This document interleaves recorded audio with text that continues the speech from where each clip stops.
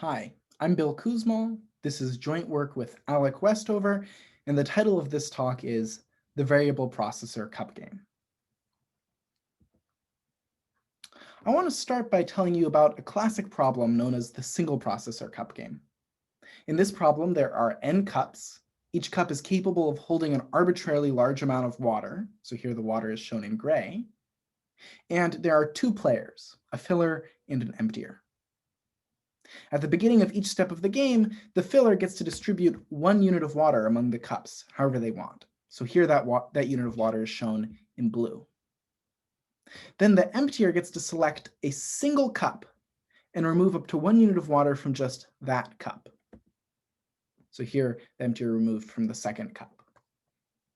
And the emptier's goal is to minimize what's known as the backlog of the system, which is defined to be the amount of water in the fullest cup.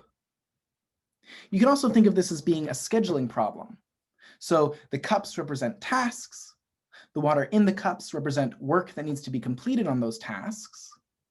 And when the filler puts water into the cups, that represents new work arriving for the tasks.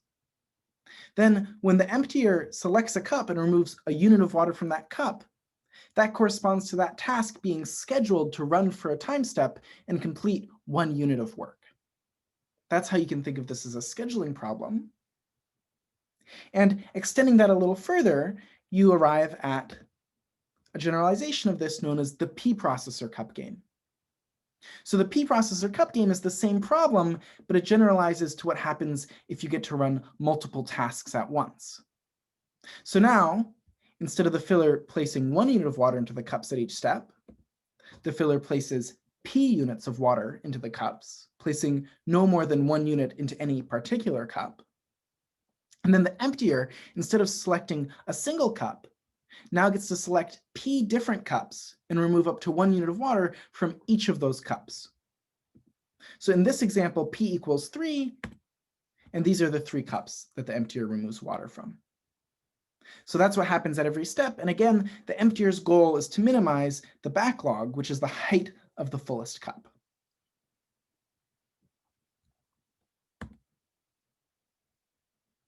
One of the classic algorithms for this problem is the greedy algorithm.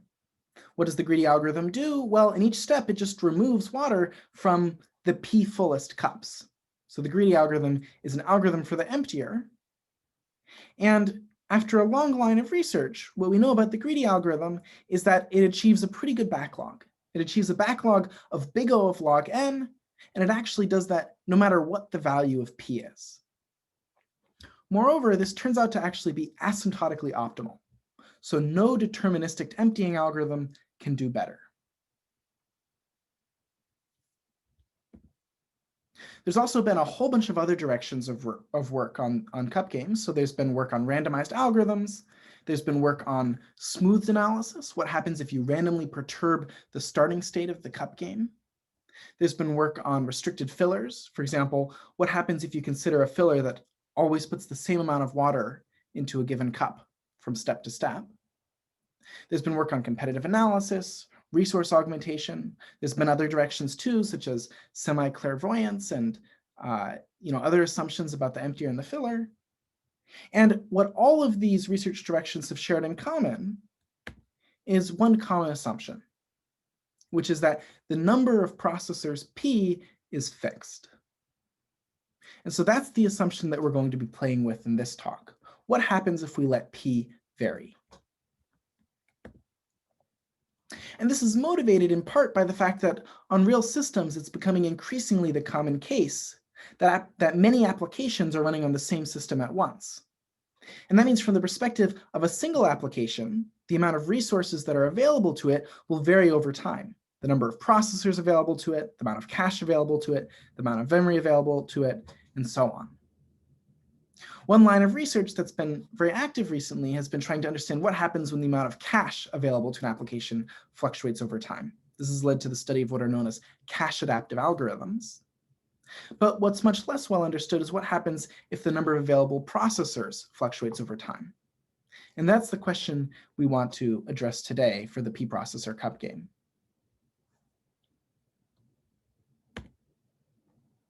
To do that, we introduced this notion of what we call the variable processor cup game.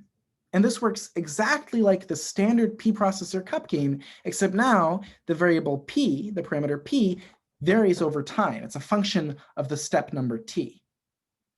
And so besides that, it's exactly the same. The only difference is that now P changes over time. Now, one thing I want to point out is that it isn't really fundamentally necessary that the filler should have the same value of P as the emptier on each step. The reason we assume that, though, is that way it's kind of a fair fight. It makes it so that the amount of water that the filler puts in at each step is the same as the amount of water that the emptier can remove. And so by making it a fair fight, we make it a problem where the emptier should be able to have a chance at doing well. So actually, when we started working on this problem, we actually thought this would be kind of a straightforward exercise. And the reason for that is that for each individual value of P in the P processor cup game, the optimal backlog is log n. In other words, the optimal backlog has nothing to do with your choice of P. And so we thought that for sure what would happen is that if you let P change over time, the optimal backlog would again remain order log n. But what we were surprised to find was our intuition was actually completely wrong. So the first thing we ended up showing is that the optimal backlog bound that you can get for the greedy emptying algorithm ends up being now big O of n instead of big O of log n. So before the greedy emptying algorithm achieved backlog log n, now it achieves backlog roughly n. So the backlog has exploded. But it turns out that's actually not the greedy emptying algorithm's fault. And that's because it turns out now the optimal backlog in the variable processor cup game actually is omega of n. So for any deterministic emptying algorithm, there's a corresponding filling strategy that achieves backlog omega of n within 2 to the n steps. That's what we prove. And so what that means is that actually the greedy emptying algorithm is still optimal. It's just that the optimal backlog now is actually much larger than it was before. So when we first proved this result, we were kind of shocked because we hadn't expected these two games to be so different than each other. And the first thing we wondered is we said, well, this second theorem, this construction takes an awfully long time. It takes time 2 to the n. And so we wondered, maybe if you consider shorter games, maybe then the backlog becomes smaller again. And so that led us to consider games that were quasi-polynomial length, so games that have length 2 to the polylog n. And kind of remarkably, again, it turns out the backlog is still huge. So what we were able to prove is for any deterministic emptying algorithm, and for any constant parameter epsilon greater than 0, there's a filling strategy that achieves backlog n to the 1 minus epsilon within quasi-polynomial time. And there's an interesting gap here because, of course, the upper bound is big O of n, and now our lower bound is n to the 1 minus epsilon. And I think this is an interesting open question, whether or not that epsilon is necessary. I don't know the answer. The next thing we started to wonder about was, well, this emptier, this second theorem assumes that the emptier is a deterministic algorithm. But what if the emptier is a randomized algorithm? Why would that help? Well, if the emptier is a randomized algorithm, then you assume that the filler is what's known as an oblivious adversary. That means the filler is blind. They can't see what the emptier is doing. They can't see what the state of the cups are. And that means that the emptier can, in turn, use their randomization to try to make it so the filler doesn't know what's going on, in order to try to hamper the filler's efforts and keep the backlog small. What we considered in our paper were randomized emptying algorithms that satisfy a certain property known as being greedy-like. So an emptying algorithm is greedy-like. What that means is if it's trying to choose between 2 cups to empty out of, and one of the cups contains significantly more water than the other, then a greedy-like algorithm will always prefer the cup that contains significantly more water. But if the algorithm's choosing between cups that have a similar amount of water to each other, then the algorithm's allowed to use its randomness and pick between those cups however it wants. That's what it means to be a randomized greedy-like algorithm. And what's interesting is, again, it doesn't really change the outcome. the randomization doesn't help with the situation. We're still in a situation where a filler can actually force a backlog of n to the 1 minus epsilon. That's what we proved. And of course, there's an interesting open question here too, which is, what happens if you remove this greedy-like assumption? What happens if you consider just an arbitrary randomized emptier algorithm? Is there still a filling strategy that forces a backlog of n to the 1 minus epsilon? And again, I don't know what the answer to that should be. So this was where our results brought us, is that even if your emptier is allowed to be randomized, as long as they satisfy a little bit of structure, they're greedy-like, then still the filler can force a large backlog. And when you put these results together, you start to get a kind of interesting story, which is that these two games, the variable processor cup game and the p-processor cup game, really are fundamentally different. The backlog for the variable processor cup game really is fundamentally larger than for its p-processor counterpart. And I think this raises an interesting direction for future work, which is to try to understand whether the separation between those two games, whether that persists in the presence of beyond worst case analysis. So what if you consider resource augmentation? What if you consider, for example, smoothed analysis, or restricting the rate at which the filler can change p over time? When you consider these forms of beyond worst case analysis, is it still the case that these two games are so different from each other? I think that's a fascinating question. Okay, so what I want to do in the rest of the talk is I want to give you a sense for why the filler can cause such a large backlog in the variable processor cup game. How does the filler achieve a backlog of omega n? To be more precise, our goal is going to be to achieve a backlog of n-1/2 on n cups. That's our goal. And the way we're going to do that is with a recursive construction.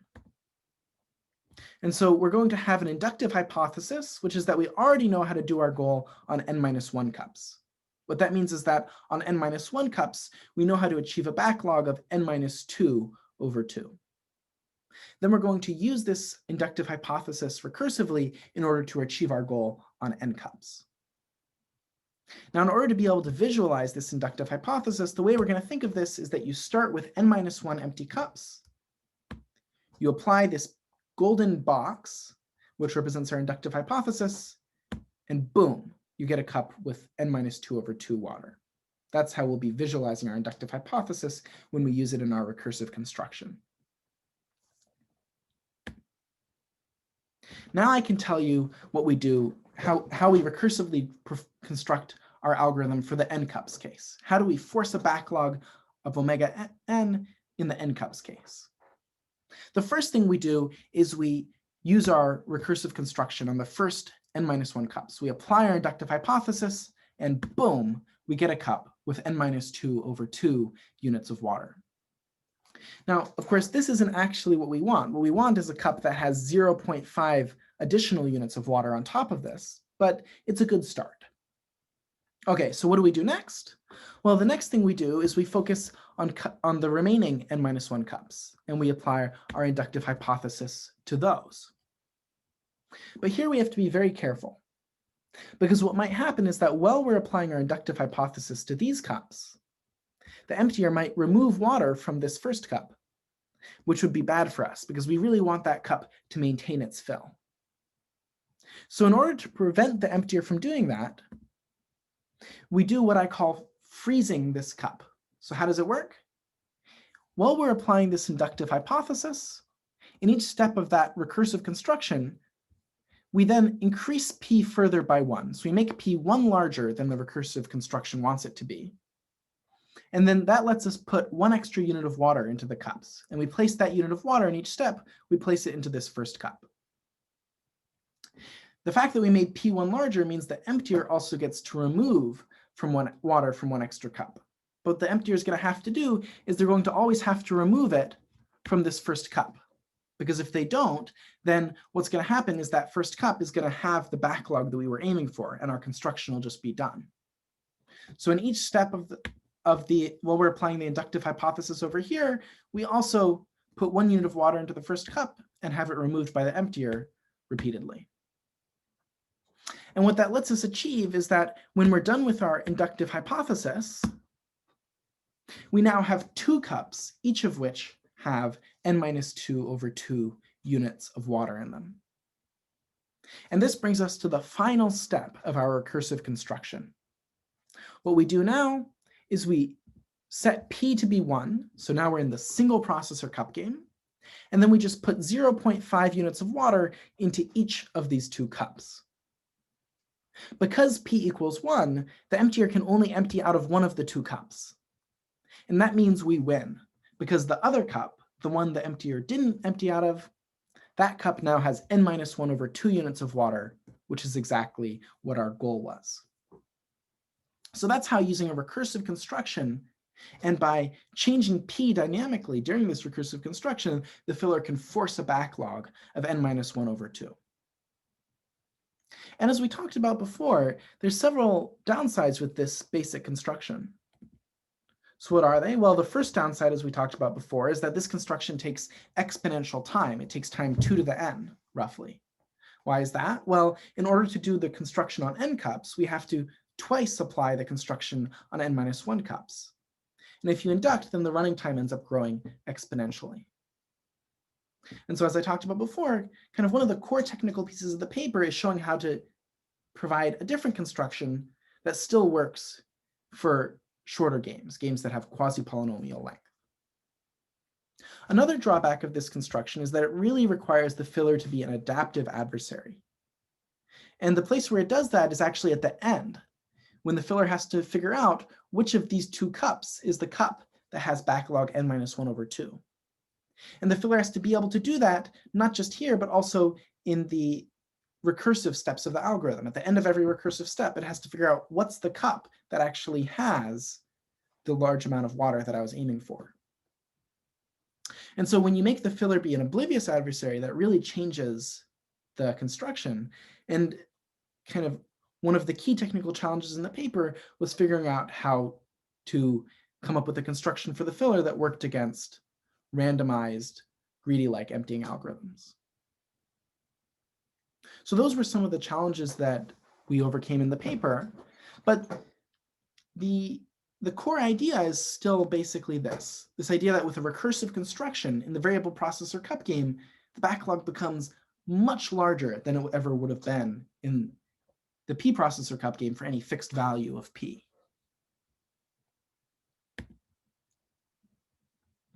I want to conclude the talk by coming back to this slide that we saw earlier, the slide with some directions for future work. And now that we've actually seen a construction for how the filler can force such a large backlog in the variable processor cup game, I think we can also now better appreciate why these directions of work seem so promising. And that's because this construction seems kind of fragile. It's this recursive construction where the number of processors P varies in this kind of fractal-like way. And it seems like that construction, it's hard to tell whether that kind of construction would be robust to beyond worst case analysis. So what would happen, for example, with resource augmentation? What that means is that now the emptier is actually allowed to remove a little more water in aggregate than the filler put in at each step. Or what happens, for example, if we place restrictions on the filler? So for example, we restrict the rate at which P varies. I think these questions are kind of really fundamental questions if we want to understand the difference between the variable processor cup game and its P processor counterpart. Thank you very much.